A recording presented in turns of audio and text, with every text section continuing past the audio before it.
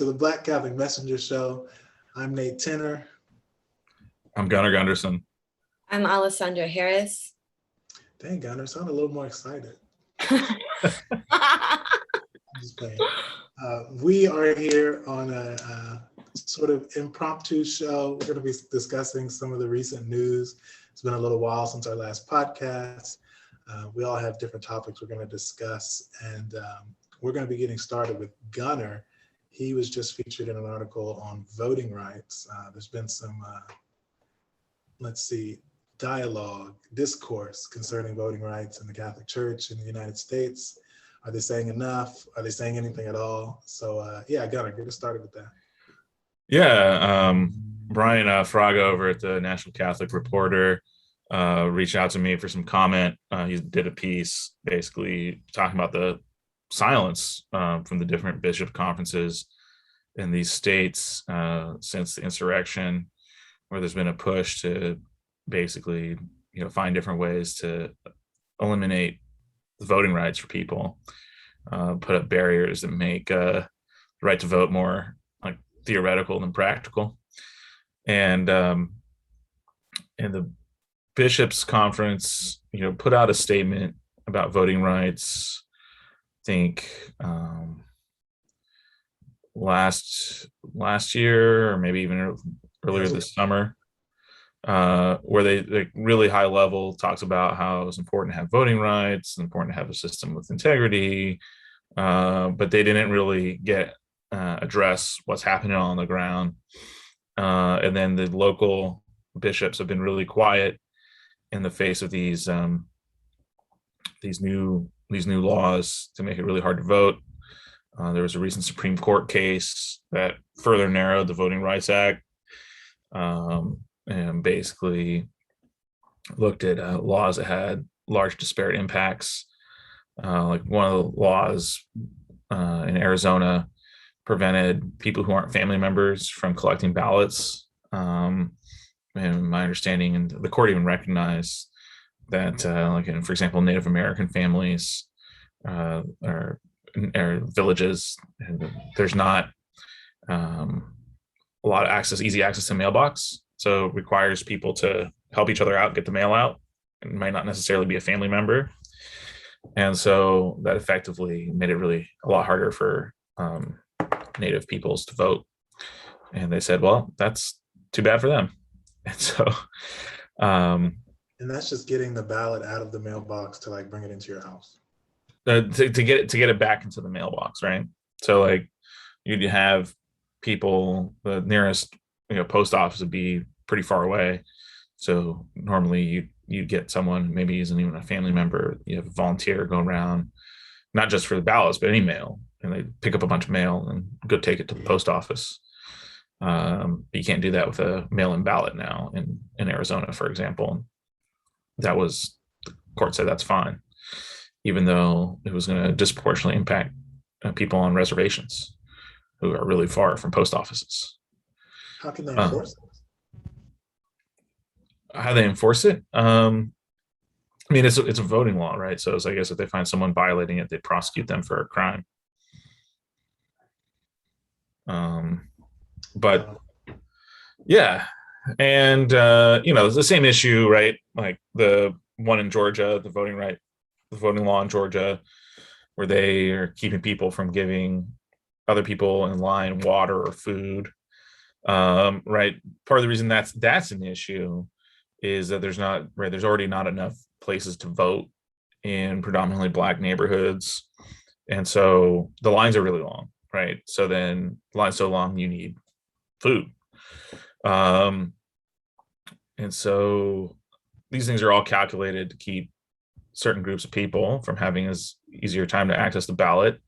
And people forget that in the 1960s and before the 1960s, right? The 60s was really when the fight for those rights took place. But a lot of those laws, most all those voting laws, none of them explicitly mention race either, right? None of those laws explicitly target people expressly on race. They came up with other plausible race neutral regulations, but they were targeted for the purpose of excluding Black people from voting.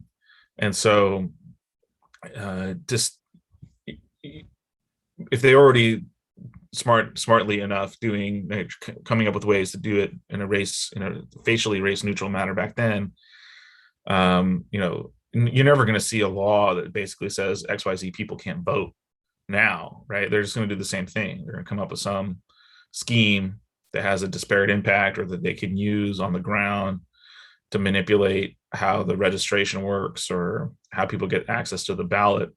A lot of it's going to be facially neutral. Look beneath the surface there. And I will point out that the Legal Defense Fund at the NAACP pointed this out, so it's not a point original to me, but I think a big reason we saw a lot of soft pedaling of the insurrection and the rationale behind the election being stolen was so that people, like, it created the underlying justification for these laws. So this, you see the connection there. And so I think across the board, there's been a lot of silence from the church about both the legitimacy of the 2020 election and then these voting laws, and not a lot of appreciation, it feels like, of what's at stake and the kind of dehumanizing and effect that these laws are having in terms of attacking people's ability to participate in their own democracy. It's been disappointing. And I thought that the article was really well written, and had a lot of diverse voices. But one of the points that people made was that a lot of the Catholic institution, the hierarchy, is white and Republican and conservative. So if you expect them to push back in any way against the status quo in these laws, I think sadly that we've seen they're not going to do that. They're not going to push back, and that oftentimes they agree with these type of laws that make it harder for people of color to vote. And I think that unfortunately, I think that that's the disconnect that a lot of Black Catholics and Latino Catholics feel, that our day-to-day experience is not appreciated or valued for the Catholic hierarchy. Yeah, that's an interesting point, because to ask the question, why aren't they speaking up, kind of assumes that they could or want to, but aren't for some reason. But the reality does seem to be that they aren't speaking up, in large part because, and I've seen priests, not bishops, but priests kind of say, when somebody criticizes these new laws, they're like, well, have you really read them and to see what they're trying to root out? Like, these people actually have bought into the rationale behind the laws and think that, that there was some type of fraud going on that needs to be curbed now all of a sudden. Yeah, I think it's a big problem that somehow a big part of the church, the hierarchy, has kind of imbibed the idea and maybe even directly participated in perpetuating it, that somehow this country has a make it too easy to vote problem. when it's really right, the expanding and making sure that people who should have a right to vote are voting has been the historical problem in this country, and that we should really be the presumption should be there should be some suspicion every time we see voting regulations that are going to make it harder for people to vote, especially if it's going to make it particularly hard for certain people to vote.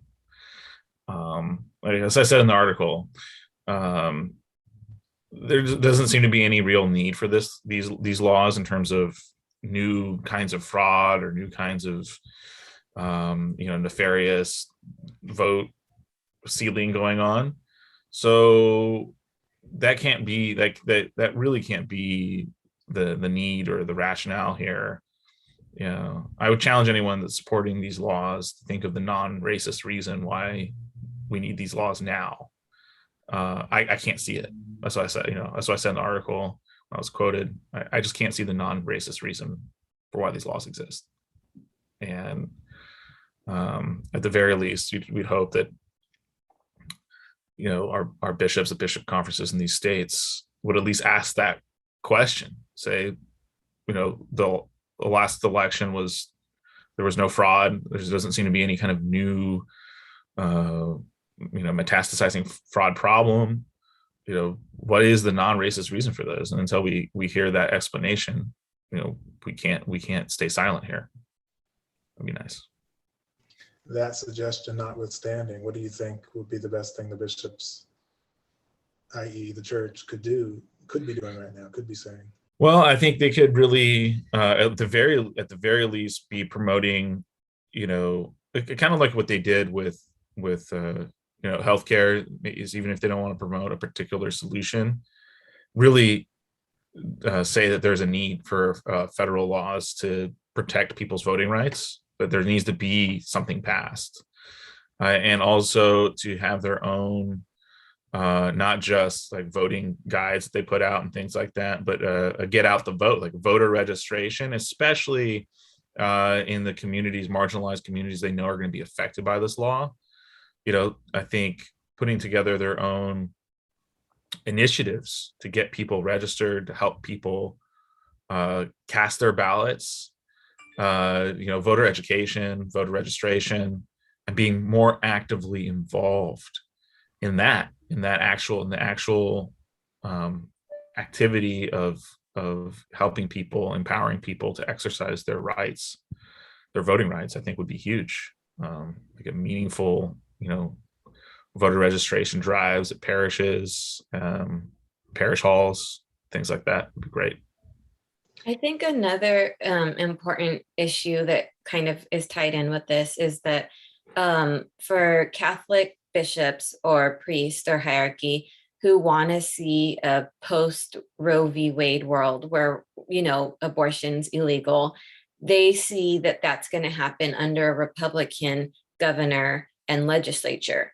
So I think a lot of times that what they're doing right now is trying to make sure that Republicans maintain power, even if that means taking the vote away from other people who a lot of times are people of color and Black who vote Democrat. So it's like, I think that that's another issue where it might not be necessarily as much about Black people at the polls as much as it's about trying to protect the Republican majority. Yeah, I mean, when you look at the voting rates and like where people are casting ballots, right? The two are inextricably intertwined, right? I think, and I do think there are people who think that way, definitely. And I think it's unfortunate that trying to, basically buy the human rights of somebody else at the expense of another person may even have some short-term gains, but right, long-term strategy, that's you're defeating, that's self-defeating.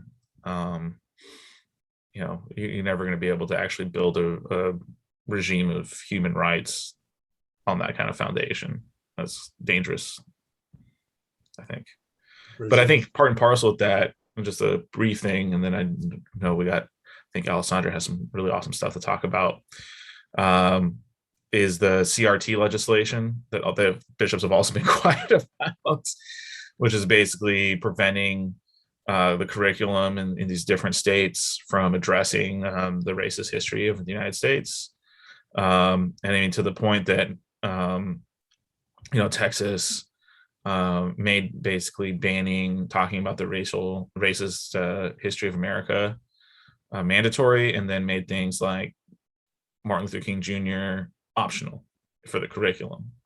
So, talking about this issue with the voting rights, I think you have to talk about them both together, because part of the reason that a lot of these the rationales offered by the voting legislation people are plausible is because there's so much ignorance about how these voting restrictions have been used in the past, and people can't see how similar they are or how they're related because they're not learning about it in school. They're not learning about it in public school or Catholic school. So I also would like to see a greater initiative for Catholic schools, at the very least, Catholic schools, to have more curriculum that focuses on the perspective of Black people, people of color, and our history in America, and then also less silence about the lack of that curriculum in public school. I think those are all great ideas. Maybe we should start a letter writing campaign. Everybody Yeah, maybe.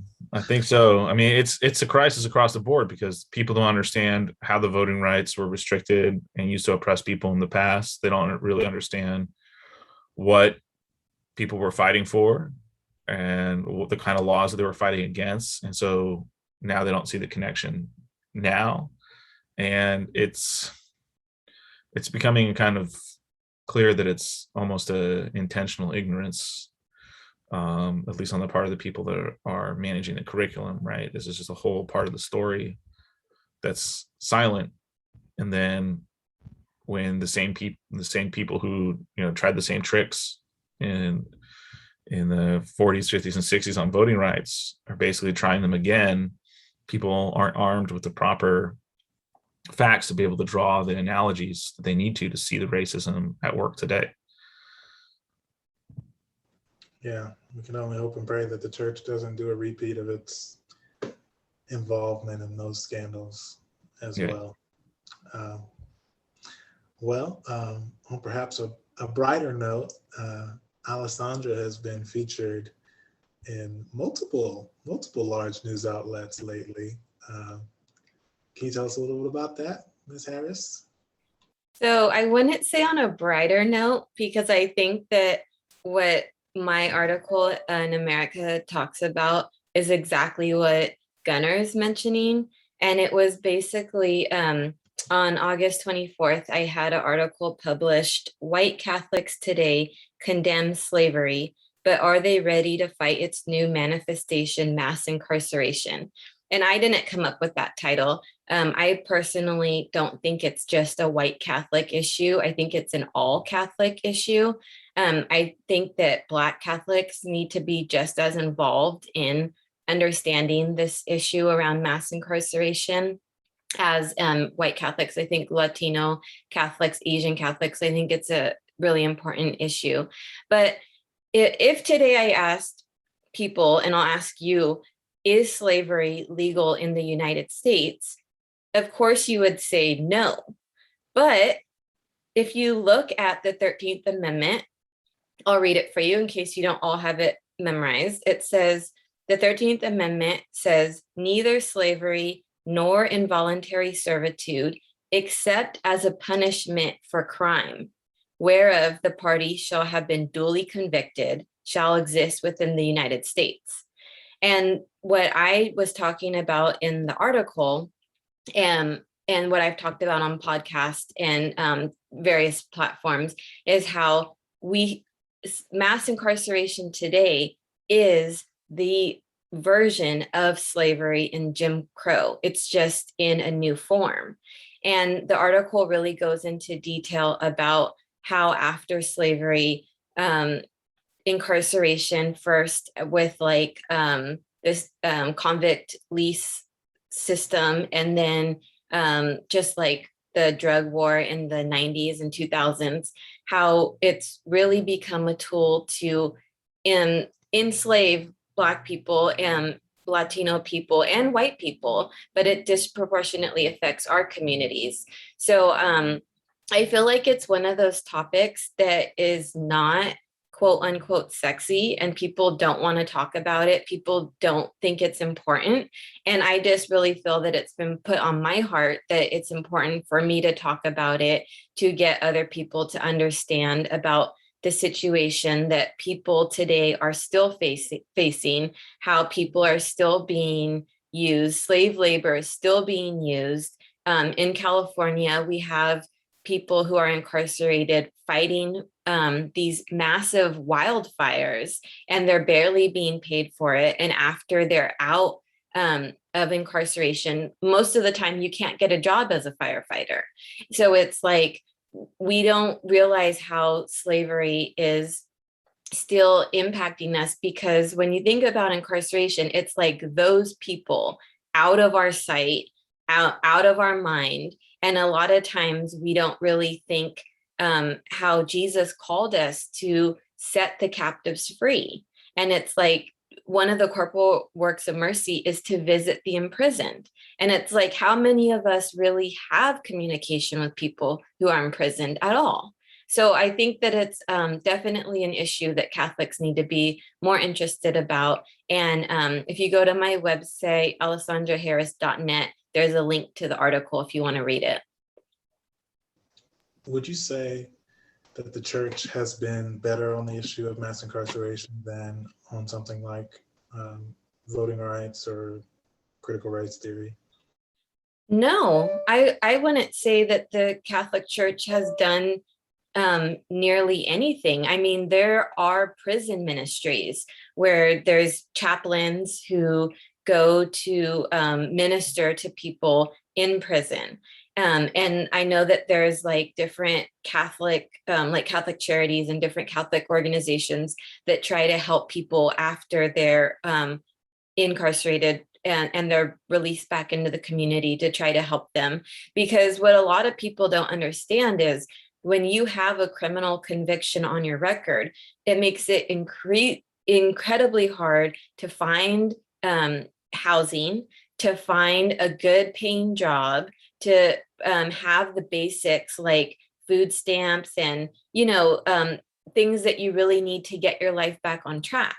So I know some Catholic organizations help with that, but when it comes to looking at things like ending the drug war, ending the occupation of Black and brown neighborhoods, ending the school to prison pipeline, I wouldn't say that the church is doing anything.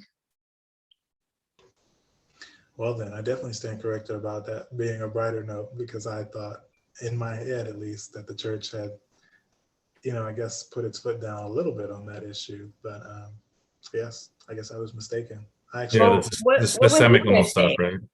Well, what would you say, Gunnar and Nate? Do you think that this is something that you've ever heard preached from the pulpit, or the bishops take a stand on? Well, I stay in Black parishes, so I could say yes to that question, but I know for the average Catholic, it's a hard no.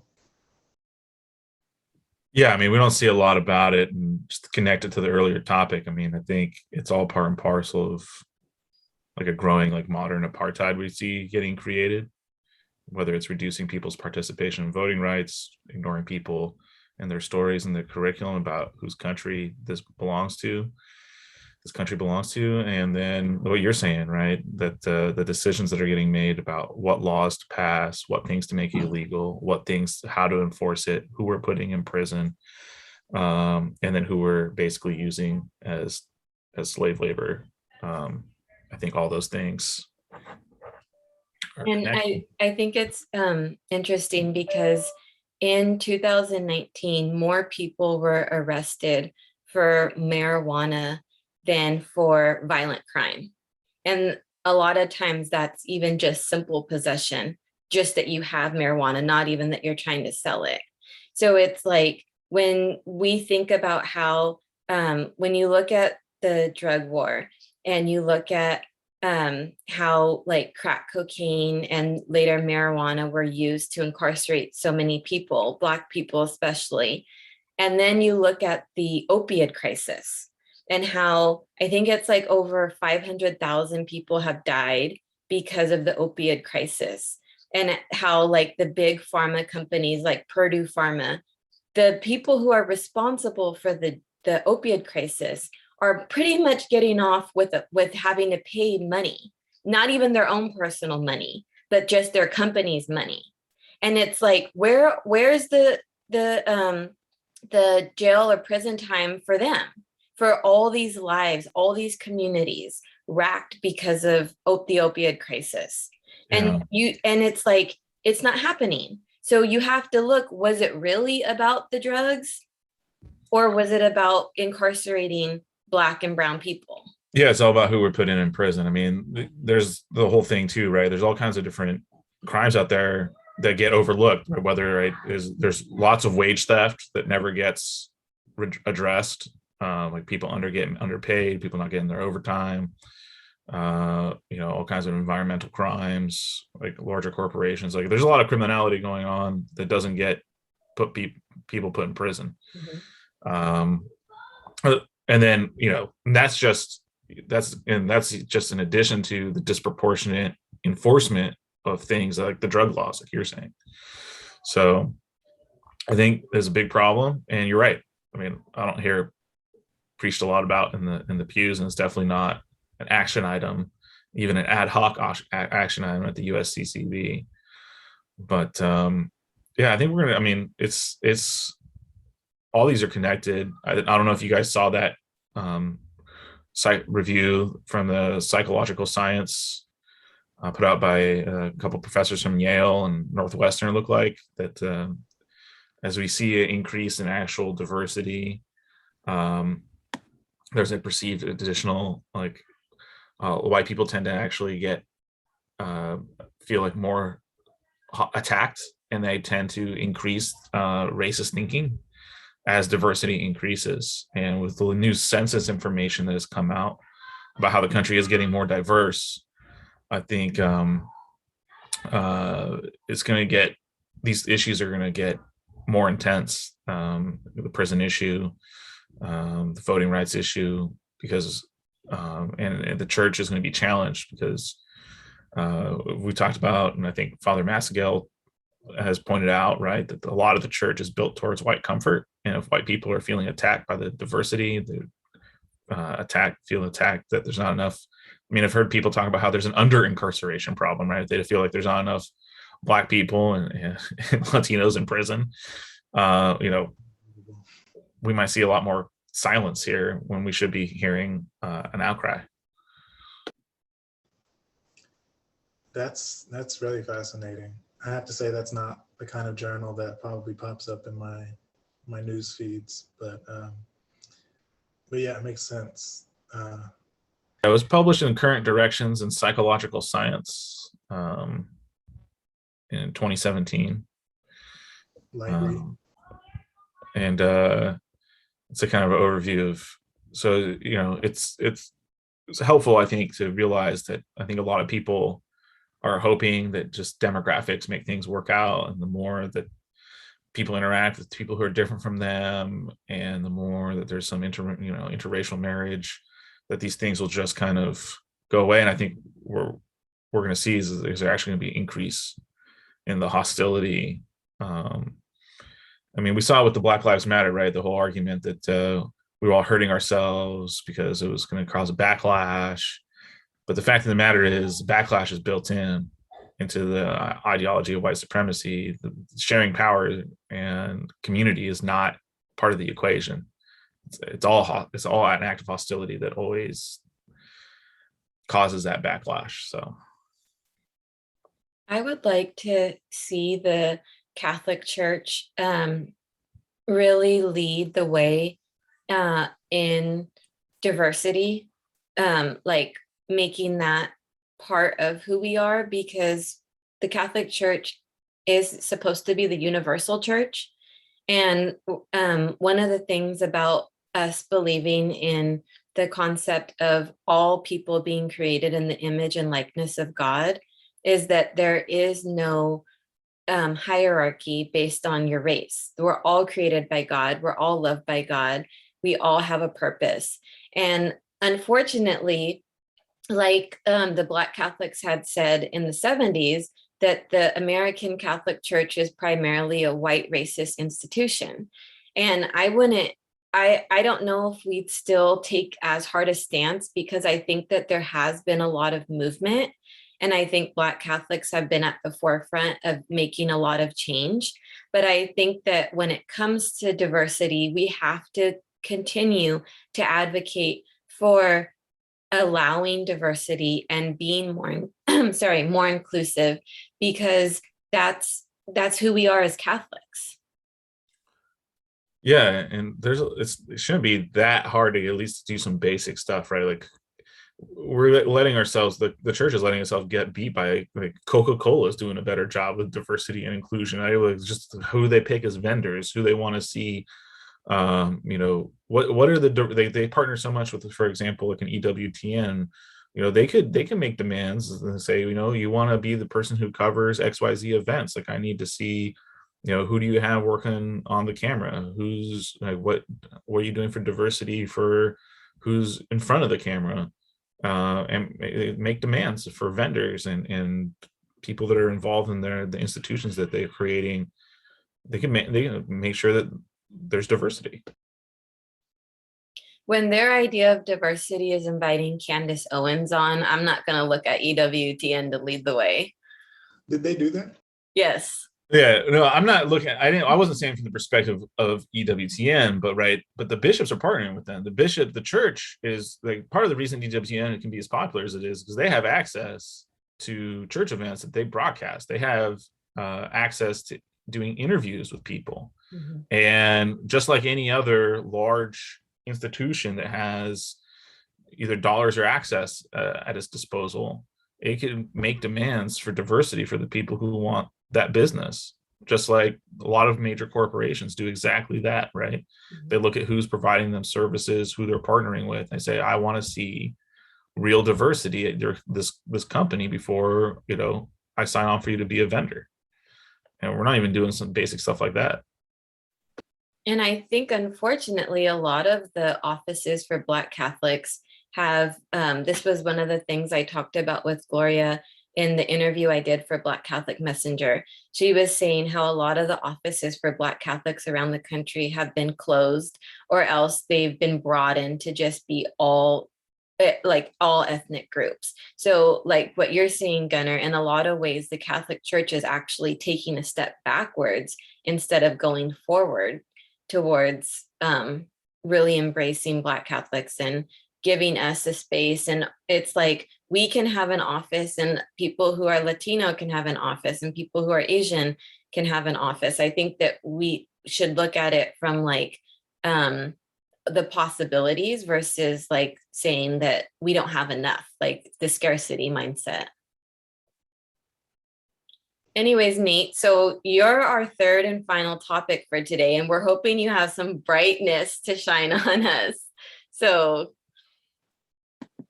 Well, I hate to disappoint, but one big issue that's that's happening right now is natural disasters. I mean, as you guys know, Haiti just got hit by a massive earthquake, and that was it had a major effect on the Black Catholic community here because so much of the population here is descended from Haitian immigrants, and now there's been several new waves of Haitian immigrants. So they were very deeply affected by that. Thousands and thousands of people passed away as a result of that earthquake. And within, I think, a week, one of the Black bishops here, the only Haitian bishop in American history, passed away himself from natural causes. I had actually gotten to meet him a couple months ago, but I mean, that was an additional blow to the Haitian Catholic community here. And then this past week, we had Hurricane Ida, which hit New Orleans. Not as many deaths as something like an earthquake, but there have been dozens of people killed in the Northeast from floods.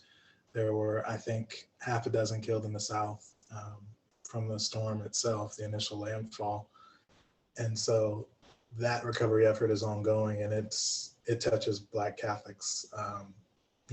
New Orleans is like a center of Black Catholicism. I just moved out of New Orleans a week before the storm hit, and my former church was without power.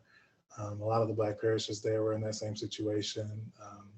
An entire congregation of Black sisters is located in New Orleans, and they were on a generator, but I just saw yesterday that there was a priest who had to basically make an emergency run to get them more fuel for their generator because they were about to run out, with a bunch of older women there in the convent, who would have been without AC. So I mean, it's it's a precarious situation, and it was even more precarious a few days ago. So that's a really big thing that's happening right now. But not everything right now is bad news. I just put out a story yesterday on something called a canonical coronation that's happening in St. Augustine, Florida. I don't think a lot of Catholics in the country know about the history of St. Augustine. It is the oldest city in America. The cathedral there is the oldest Catholic parish in America. The first mass in what will become the United States was celebrated there. The first Black Catholics in the country, their first community was there. So St. Augustine is like super, super important. And Pope Francis just granted this new status to the shrine there that they created, which was the first Catholic shrine in US history.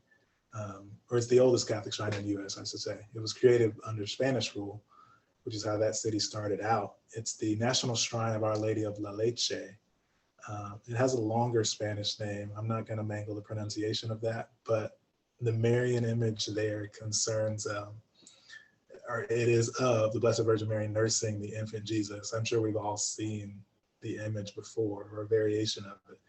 But the shrine, the first shrine that was created there was dedicated to that image, and the Pope has said that they can put this special crown on her head in this ceremony that's going to happen next month. And this only happened to four shrines in U.S. history. This will be the fourth, I should say. It's only happened at 3. It was supposed to happen last year, then COVID hit. And so now it's happening this October.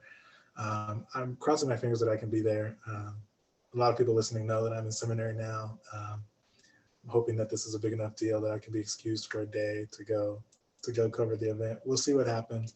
But yeah, that's major, major, major Black Catholic history, and just Catholic history, Spanish Catholic, US Catholic, just like it's huge. And when I was there a couple months ago covering the elevation of Father James Bodie to being a Monsignor, I got to meet Bishop Felipe Estevez, who is the Bishop of St. Augustine. And he told me about this coronation, and I did not know, I almost forgot about it. He said, he was telling me how big of a deal it was, but it wasn't registering with me because I had no idea what he was talking about. And the shrine was closed, so I didn't get to see it, and I didn't really know that there was even a statue in there. So to know now what's actually going on there, I'm like, oh wow, it is as important as the bishop told me it was. It is. Yeah, I think that's probably my favorite story that's circulating through the news right now. Did you guys know about St. Augustine, about this shrine? So I didn't know about the shrine. I knew about St. Augustine. I knew how it was it was a place where they had the first mass and all that. But I did not know about the shrine, or that there was the Our Lady of the La Leche. So that's really, that's all really good news. That is upbeat. So I like that. Yeah, I knew about, and is it Augustine or Augustine? Come on, which are we gonna? I believe is pronounced St. Augustine, which is part of why there's such a big controversy in the U.S. about how to say the word. I was just at St. Augustine Church in South San Francisco, and the pastor there said Augustine, so I don't know, but I had learned about that from the history of Black Catholics by Cyprian Davis, and then included that in my YouTube video, Black Catholic Facts 2, Slavery in the Catholic Church, and how the enslaved people from the Stono Rebellion were actually trying to make their way to freedom in St. Augustine, and the massacre, they didn't make it there, but the slaves who escaped and went there were, if they would become free when they got there, and they would convert to Catholicism. Is that correct? Yeah, so I also the men, I guess, had to enlist in the military. That was one other condition. Okay, that's interesting. So that is good news. I want to go there. That's on my Black Catholic travel plans one day. Post-COVID, yeah.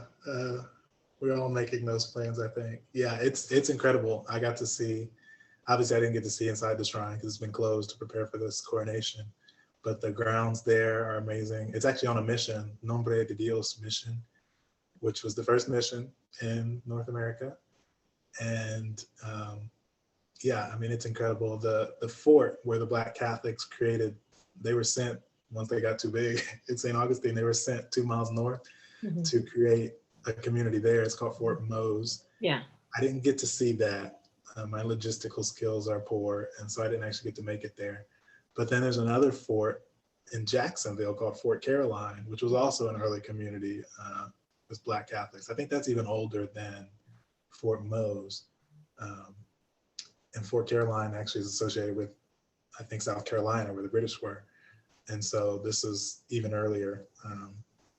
Yeah, there's a ton of Black Catholic history in that area, and it was incredible to get to see it. And it's exciting for you because when you go, you'll actually get to see inside the shrine with the new crown on Mary's head.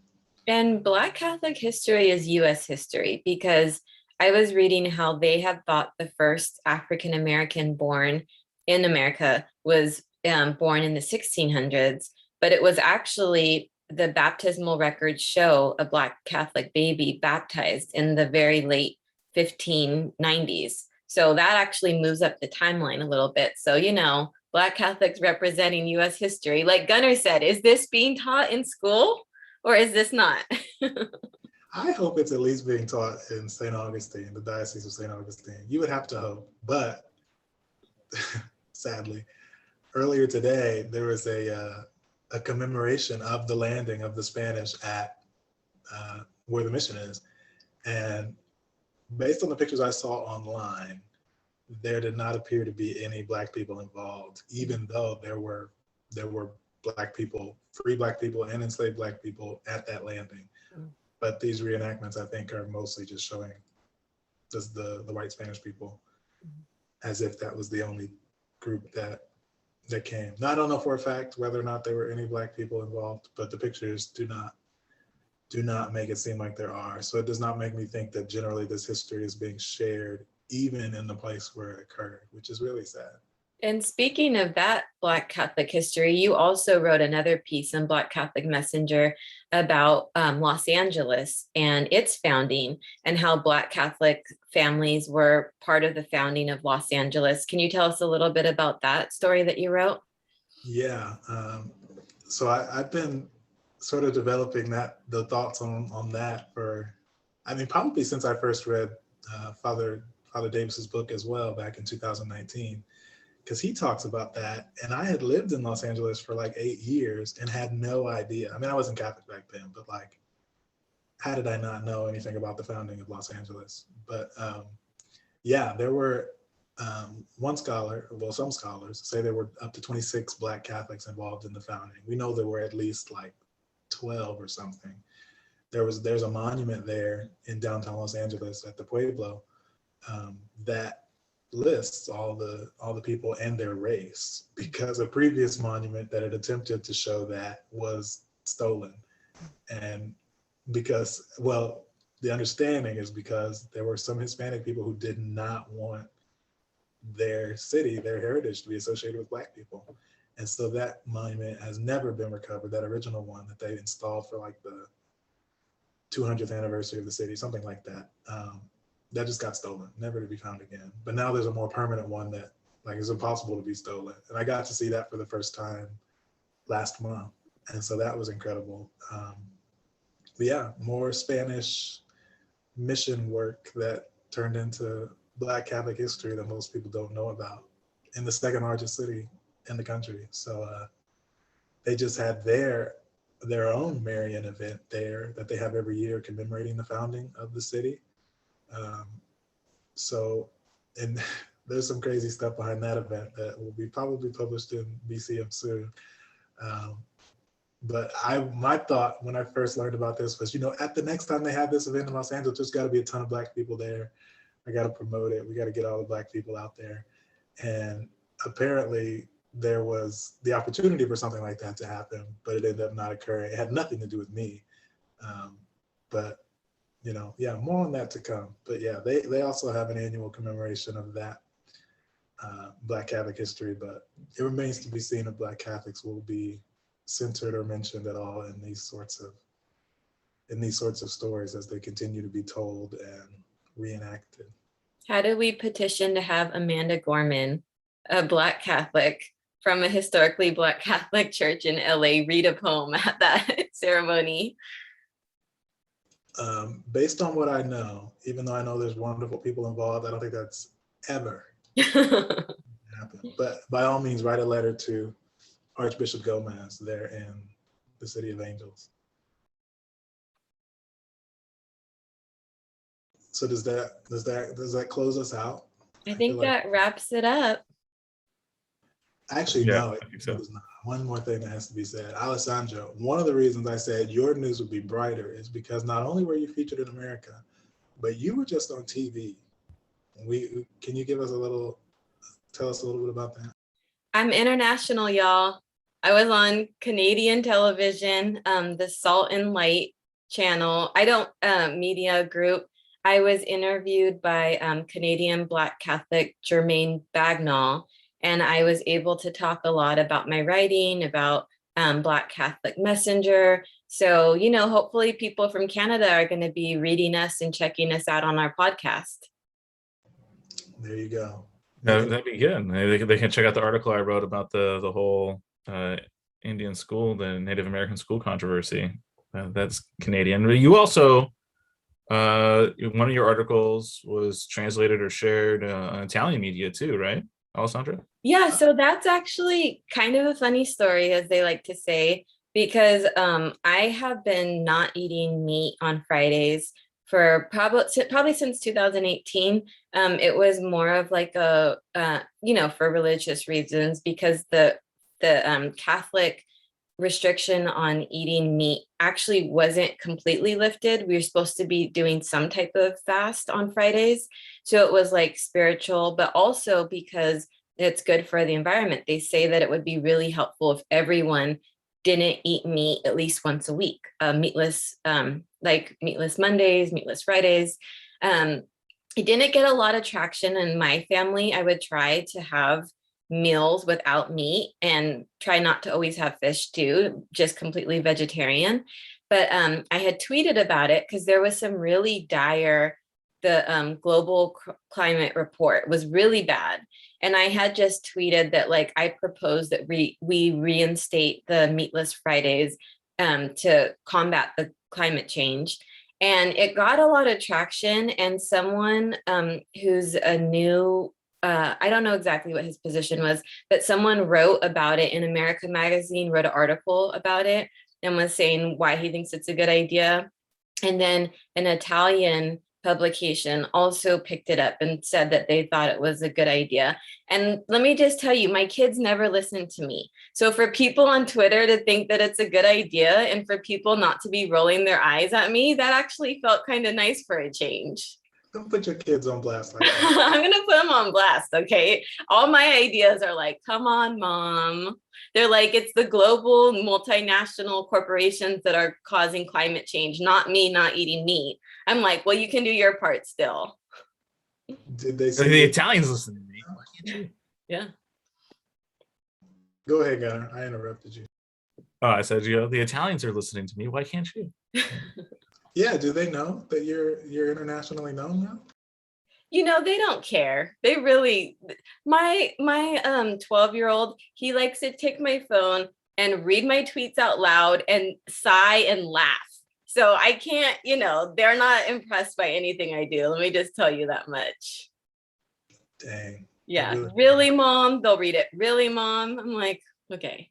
That's why you got to get some super followers and you can tell them like that tweet just got me paid.